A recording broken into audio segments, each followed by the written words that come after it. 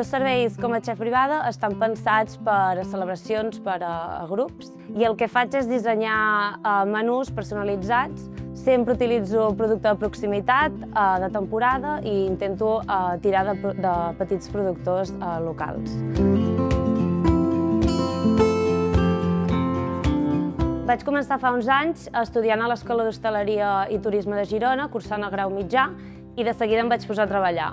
Per mi va ser clau durant els primers anys dins l'ofici, tant com en els anys d'estudi, mostrar molt d'interès i molta actitud. Això em va donar moltes oportunitats a l'hora de poder treballar a molts restaurants que per mi han sigut clau a la trajectòria professional.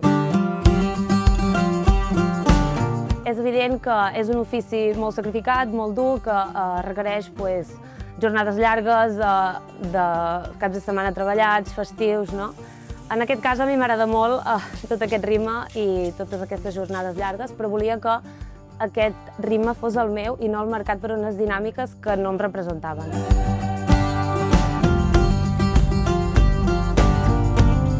Aprofito la temporada baixa per seguir formant-me i obrir noves sortides professionals. En aquest moment estic cursant el certificat oficial en formació pedagògica i didàctica per poder, si ho desitjo, en un futur dedicar-me a la docència.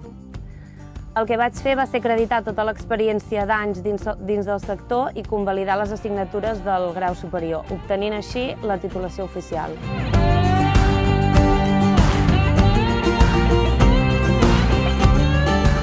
Per crear la meva empresa vaig haver de fer diversos passos, donar-me d'alta com a autònoma, definir bé quins eren els meus serveis, fer difusió a les xarxes socials i, a poc, anar creant una cartera de clients. Vaig comptar amb l'assessorament de l'àrea de desenvolupament local del Consell Comarcal del Gironès, on em va ajudar a ordenar una mica totes aquestes idees de negoci. Penso que per emprendre cal constància, molta actitud, molta confiança en una mateixa, paciència, i jo penso que si vols emprendre, confia molt en el que sents, tira't a la piscina i creu molt en el teu projecte.